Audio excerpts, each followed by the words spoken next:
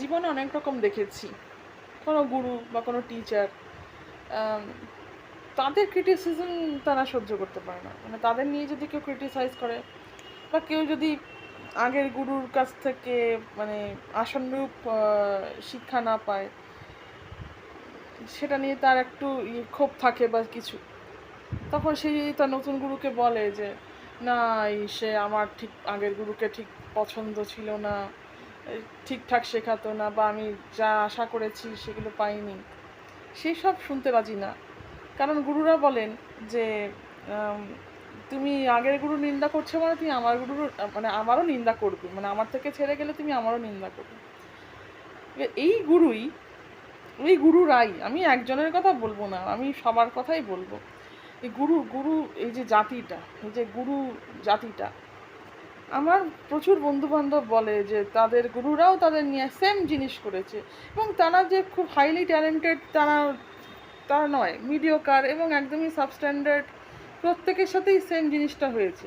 মানে কি, গুরুদের একটা ব্যাপার আছে, আমি বলছি সেটা গান বাজনার ক্ষেত্রেই বলছি, বা যে কোনো গুরু, পড়াশোনার গুরু মানে টিচার,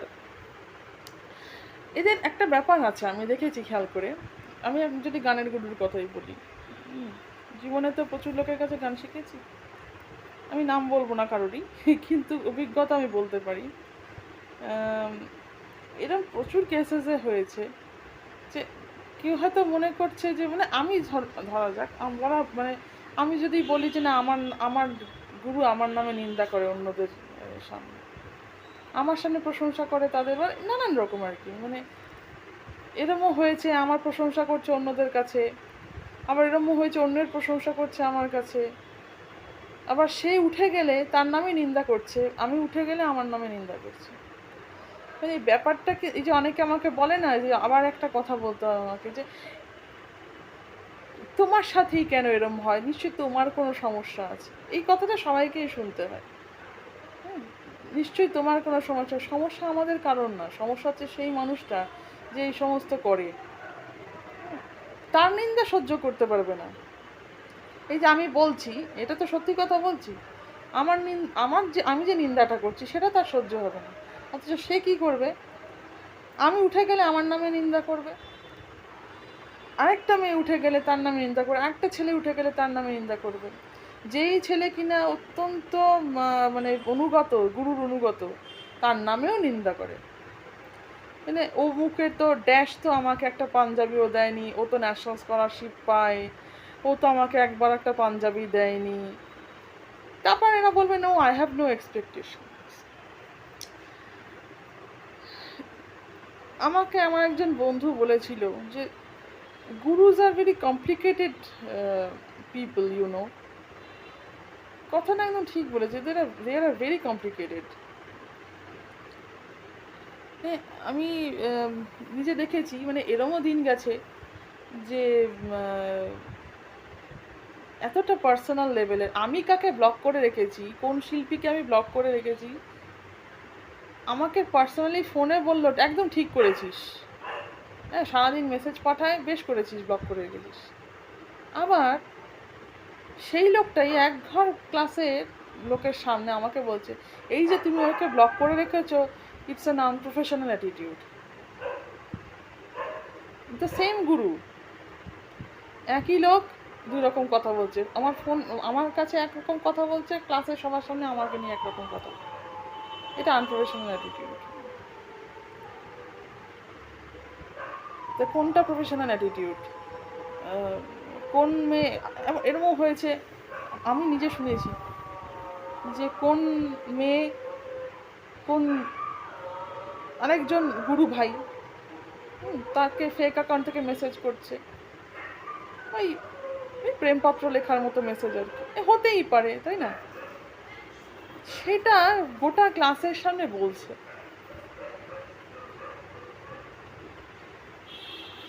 গোটা ক্লাসের সামনে বলছে মানুষের পার্সোনাল কথা। এক হচ্ছে আমি কাকে ব্লক করে রেখেছি, সেটা পুরো পুরো ক্লাসে বলার কি আছে, এটা তো পার্সোনাল ব্যাপার, আমি কাকে ব্লক করেছি না করেছি তো পার্সোনাল ব্যাপার। দরকার হলে আমার সাথে 1:1 কথা বলো, ফোনে বা মেসেজে, তা না গোটা ক্লাসের মধ্যে এটা নিয়ে একটা ইয়ে হবে। আবার কোন মেয়ের সাথে ঝগড়া লেগেছে, গোটা ক্লাসে এটা নিয়ে একটা ইয়ে হবে। হ্যাঁ, আর কোন ছেলের মাথায় চুল নেই, চুল লাগিয়েছে, সেটা নিয়ে গোটা ক্লাসে হোয়াট ইজ দিস ম্যান। আমরা কি শিখছি আমাদের গুরুদের থেকে? আমরা কি শিখবো আমাদের গুরু? তারপর যদি আমাদের শ্রদ্ধা হারায়, তারপর যদি আমাদের মানে তারা আমাদের চোখে ছোট হয়ে যায়, সেটা না আমাদের দোষ। আমরা গুরুকে সম্মান করতে পারি না, এটা বলা হবে। কিন্তু আমরা গুরুদের কাছে যেমন গান বাজনাও যেমন শিখেছি, সত্যি কথা গান শিখেছি, সেই বিষয়ে আমার এখনো পর্যন্ত শ্রদ্ধা আছে, এখনো পর্যন্ত ভালোবাসা আছে। কিন্তু এই যে এই যে এই ধরনের নোংরামিগুলো ক্লাসে, এগুলো তো আমাদের কিন্তু আমাদের আমরা যারা সতীর্থ, আমরা যারা সহপাঠী, তাদের মধ্যে কিন্তু আমাদের কিন্তু কোনো ইগো ছিল না, আমাদের মধ্যে কিন্তু একটা বন্ধুত্বপূর্ণ সম্পর্ক ছিল। সেটা আবার তার সহ্য হতো না। নানান রকম ইগো ভাই, নানান রকম মেন্টাল প্রবলেম এদের। তারপর এরকম হয়েছে যে সেই মেয়েটা যখন উঠে গেছে গান টান করে, তার নামে সারা ক্লাসে নিন্দা করছে। মানে এই স্বভাবটাই ছিল, এই গুরুদের স্বভাবটা, আমি সব গুরুর কথাই বলছি, maximum 90% gurus are like this. আমার সাথে দ্বিমত পোষণ করতে পারে, বাট এটা দ্বিমত পোষণ করছে মানে সে নিশ্চয়ই তার কোনো ধান্দা আছে, বা সে গুরুর থেকে কিছু পাওয়ার আশা করছে, তাই সে বলছে। 90% মানুষ আমার সাথে অ্যাগ্রি করেছে, যারা জানে, যাদের কাছে খবর এসছে, তারাও কিন্তু জিনিসটা বলেছে যে যে হ্যাঁ রে ভাই, আমাকে নিয়েও এরকম ধরনের আলোচনা করে। এরকম হয়েছে, কেন করবে? আমি তো করবো না, মি অ্যাজ আ গুরু, হ্যাঁ আমি তো এটা করবো না। আমার কাছে গান শিখবে, চলে যাবে, গান ভালো গাইবে, হয়ে গেল, খারাপ গাইবে, হয়ে গেল। খারাপও গাইতে পারে, ভালো গাইতে পারে, তার ক্যাপাবিলিটির ওপর নির্ভর করছে। ঠিক আছে, এবার কি করা যাবে? তো আমি তার নামে নিন্দা করে তার উন্নতি করব না, তো কী করবো? এরকমই মানে দেখেছি, মানে প্রত্যেকের নামে নিন্দা করছে। গুরু নিজের ছাত্রছাত্রীদের নামে কেন নিন্দা করবে অন্যান্য ছাত্রছাত্রীদের কাছে? আবার সে চলে গেলে আবার অন্য ব্যাচের কাছে নিন্দা, আবার সে চলে গেলে আবার অন্য, মানে সবার নিন্দাই করে। ছাত্রছাত্রীদের নিন্দা করাই হচ্ছে গুরুর কাজ। আবার আবার কি, আবার কমপ্লেক্স খাওয়ানোর জন্য এরকমও হয় যে অনেকটা খারাপই গায়, কিন্তু তাকে ভালো করে দেখানো, এটাও আছে। আবার সেই গুরুই আবার অন্যের কথা বলছে যে অমুক গুরু এটা করে, হয়তো ও অতটা ভালো গায় না, কিন্তু সবার সামনে ভালো দেখাবে বলে, ও অনেক ভালো গাইছে, এটা দেখাবে বলে ওকে বড় করে দেখানো হয়। আরে তুমি নিজেও তো সেটা করো ভাই, তুমি তো নিজেও সেটা করো। যাই হোক, তো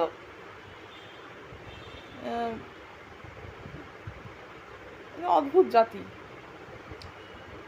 যে গুরু ব্রহ্মা গুরু বিষ্ণু, এগুলো সব ফালতু কথা, এগুলো কিচ্ছু না, এরা সব সাধারণ মানুষ। এটা একটা ব্যবসা, ব্যবসা ফেলে সবাই বসেছে।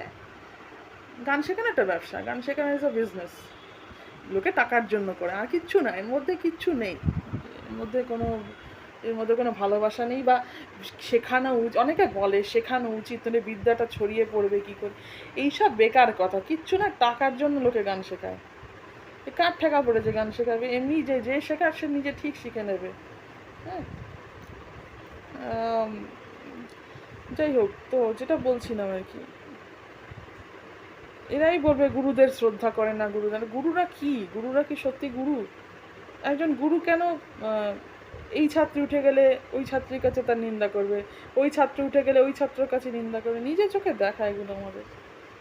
একটা ক্লাসে না, আমি তো একজনের কাছে গান শিখেছি এরকম না, আমি অনেকের কাছে গান শিখেছি। তো একটা জীবনে অনেকে বলে না সবাই তো এরকম না, তা আমি কি 1000 জনের কাছে গান শিখবো না? 5 জনকে দেখে আমি বুঝবো ব্যাপারটা কি, দুনিয়াটা কীরকম। এটা একটা ধরন, এটা একটা কালচার, যে অমুক ছাত্রী উঠে গেলে তার নামে নিন্দা করব, আবার অমুক ছাত্র উঠে গেলে তার নামে নিন্দা করবো, তার জীবনে ব্যক্তিগত কি ঘটনা সেটা ক্লাসের মধ্যে হাট করে দেবো। হ্যাঁ, মানুষের ব্যক্তিগত বিষয়কে ক্লাসের মধ্যে ওঠানো, এগুলো কী ধরনের নোংরামি এগুলো? অনেককেই দেখেছি, আমি একজন দুজনের কথা বলবো না, তার জন্যই বলছি যে I always say that be aware of gurus. অত অন্ধবিশ্বাসের দরকার নেই। গান শিখছো, গান শেখো, টাকা দাও, গান শেখো, সিম্পল কথা। কিন্তু ওই যে অন্ধবিশ্বাস, গুরু মানে কি ভালো কিছুই না, সাধারণ মানুষ গুরু খুব সাধারণ মানুষ, হ্যাঁ সে হয়তো কোনো একটা সাবজেক্টে মাহির, কোনো একটা সাবজেক্টে সে মাস্টার, ওস্তাদ, তার মানে এইটা না যে সে ভালো মানুষ। তাকে মানুষ হিসেবে রিলাই করার কিচ্ছু নেই। হ্যাঁ, আমিও গান শেখাই, তো আমাকে মানুষ হিসেবে রিলাই করার কিচ্ছু নেই।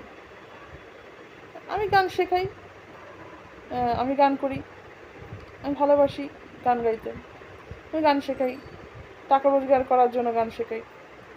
এবার যার আমার কাছে শিখতে ভালো লাগবে সে শিখবে, কিন্তু আমি ভালো মানুষ হয়ে গেছি এটা আমি দাবি করতে পারি না। আমি ভালো মানুষ, সে লোকে বলবে, যে মিশবে সে বলবে আমি ভালো কি খারাপ, যে যেমন জানে, বা যে খারাপ লোক সে অলওয়েজ আমার সম্বন্ধে খারাপ কথা বলবে, সেটাও আছে।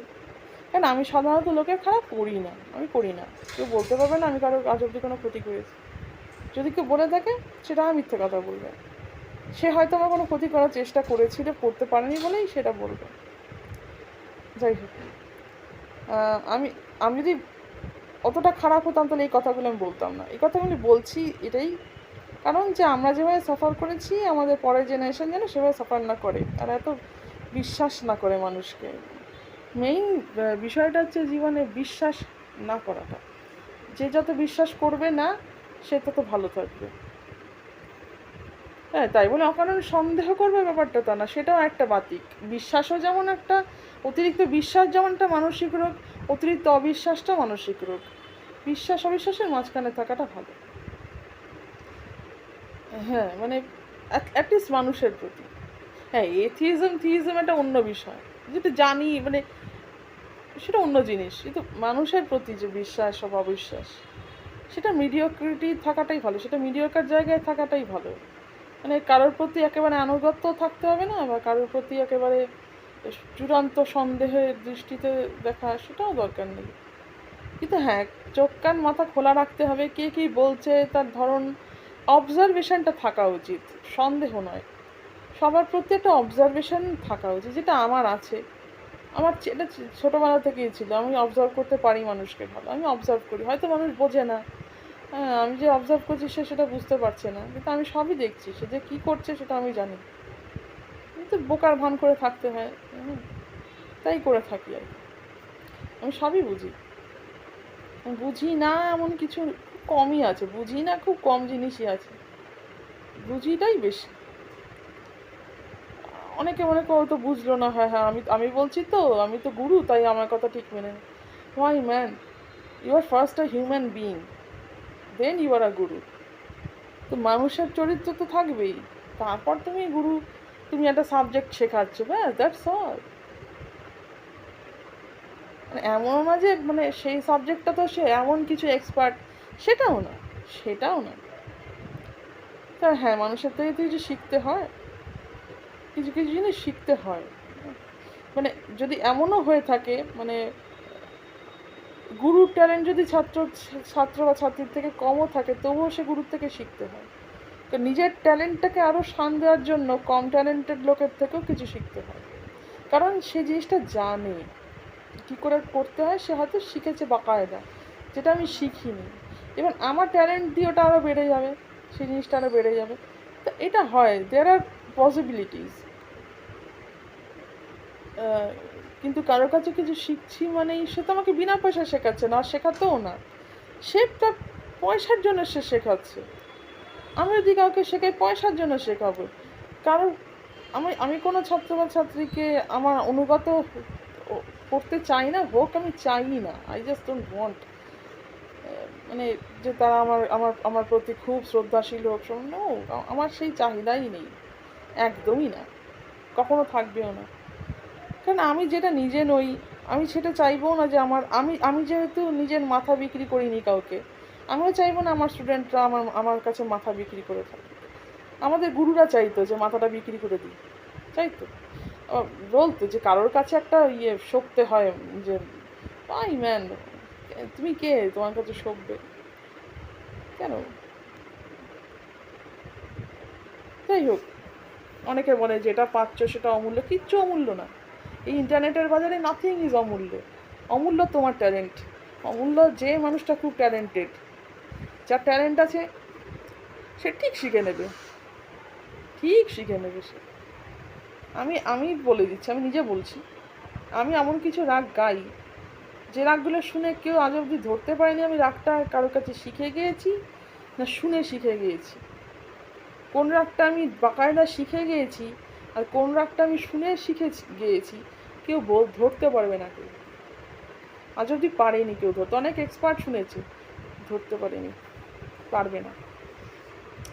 সেটাই বলছি, তো কিছু জিনিস শিখতে হয়, অশেখা জিনিসগুলো যাতে গাওয়া যায়। এবিসিডি শিখতে হয়, ক্যাট র্যাট শিখতে হয়, তারপরে বানানগুলো আস্তে আস্তে আস্তে আস্তে নিজেই পারা যায়। আর কিছু জিনিস তো আমরা না শিখেও পারি, কত কিছুই তো না শিখে পারি আমরা। যাই হোক, তো সবটাই প্রকৃতির ওপর, সবটাই ট্যালেন্টের ওপর। তার জন্যই বলি যে অত আমি নিজেও চাই না আমার অনুগত কেউ হোক, কারণ আমি কারো অনুগত নই। আমি যেটা নিজে না, আমি চাই না সেটা অন্য কারোর হোক। এবং আমি যেই স্ট্রাগলটা দিয়ে গিয়েছি, যা যাচ্ছি বা যাব, আমি চাই না সেই স্ট্রাগলটা কাউকে করতে হোক। যেইগুলো আমার উইদাউট পারমিশন আমার সাথে হয়েছে, আমি চাই না সেগুলো আর কারোর সাথে হোক। তো এই হলো ব্যাপার আর কি। যেমন আমি তো ভাবতেও পারি না যে আমি আমার ছেলে মেয়েকে, আমার নেক্সট জেনারেশন, আমার বাচ্চাকে আমি সেই ঘেতানো স্কুলে পাঠাবো, সেই স্কুলে না পড়লে চলবে না। আমি তো চাই আমি নিজের বাচ্চাকে নিজে পড়াবো, কিন্তু সে যদি কোনো কাজ করতে চায় বা সে যদি মনে করে এই বাবা আমাকে তো কোথাও থেকে মানে কাজে নিচ্ছে না, স্বীকৃতি নেই, ডিগ্রি নেই, ইটস বেটার টু মানে জন্ম না দেওয়া, এটাই বেটার না? এই জন্য আমি চাই না নতুন কেউ জন্মাক, কারণ আমি জানি জন্মালেই ফাঁদে পড়তে হবে। আমি যে ফাঁদে পড়েছি, উইদাউট কনসেন্ট তো আমরা জন্মাই, তো উইদাউট কনসেন্ট আমি চাই না অন্য কারোর জীবনটাই আমার নষ্ট হোক। একজনকে জন্ম দেওয়া উইদাউট কনসেন্ট আমার মনে হয় সবচেয়ে বড় ক্রাইম, সবচেয়ে বড় ক্রাইম। উইদাউট কনসেন্ট তো কত কিছুই হয়েছে আমাদের, আর চাই না। যেহেতু কোনো কনসেন্ট নেওয়া যায় না, তাই সেই জিনিসটা করারই দরকার নেই, এত বড় ক্রাইমটা। একটা লাইফকে পুরো নষ্ট করা, একটা লাইফকে এনে তার উইদাউট তার কনসেন্ট তাকে স্ট্রাগল করানো, তোমাকে পড়তে হবে, রোজগার করতে হবে। ভাই ম্যান, কি প্রয়োজন আছে? এত কিছু করবে তো সে মরারই জন্য, কি দরকার আছে? তো এই জন্য ভাবি আর কি, নিজের জীবনটা দেখেই মনে হয় যে না না না, আমার ব্লাড লাইনটা শেষ করে দেওয়া উচিত। অনেক কিছুই মনে হয় আর কি, মানে আমি যে স্ট্রাগল দিয়ে গিয়েছি, আমি চাই না সেই স্ট্রাগলটা আর কারো করতে। এবং আমাকে বলে তোমার থেকেও তো অনেক বেশি স্ট্রাগল করেছো, সেটা কি খুব ভালো কথা? তুমি কি এমন স্ট্রাগল করেছো, তোমার থেকে অনেক বেশি স্ট্রাগল করছো? আমি কি স্ট্রাগল করেছি সেটা আমিই জানি, আর অন্যের স্ট্রাগল আমি দেখতে চাই না। আমার নিজের কষ্ট নিয়ে আমি এত ব্যস্ত যে আমি অন্যের কষ্ট দেখতে চাই না। এবং তার চেয়ে তো বড় কথা, সেটা কি খুব ভালো বিষয় যে আমি এতটা দুঃসহ যন্ত্রণা দিয়ে যাচ্ছি, আরেকটা লোক আরও যন্ত্রণা দিয়ে যাচ্ছে, সেটা কি আমাকে অনুপ্রেরণা যোগায়? কেন আমি কি sadist? I am not a sadist. অন্যের খারাপ থাকে তখন মনে হয় আরোই যেন না বাঁচি, যাতে এগুলো নাই দেখতে না হয়। মানে আমার কাছে জন্ম একটা সাফারিং, জীবন একটা সাফারিং, যার জন্য আমি এইসব বলি আর কি। মানে যেটা সত্যি আমি সেটা বলে রাখি, এটা আমার ডায়েরির মতো। মানুষজন, চারটে লোক শুনলে আমার লাভ আছে, সে আমার সাথে একমত হোক, দ্বিমত হোক, বা খিস্তি করুক, তাতে আমার লাভ আছে, খিস্তিটাই করুক। তো এই আর কি, ভাবনাগুলো বলি আর কি। অনেকে মনে করতে পারে কি হলো হঠাৎ একটা ভিডিও করছি। আসলে ব্যাপারটা কি, গান নিয়ে বলতে গেলে আমার গোটা জীবন নিয়ে বলতে হবে, কারণ জীবনের বাইরে গান নয়, আর গানের বাইরে জীবন নয়। কাজেই যা যা সমস্যা আমার হয়েছে, সেই সমস্যাগুলো আমি বলি, এবং আমি চাই না যে এই সমস্যায় কেউ পড়ুক, তার জন্য আমি বলি। কেউ যদি যেচে বাঁশ নিতে চায় সে নিতেই পারে, সেটাও তার ব্যক্তিগত চয়েস।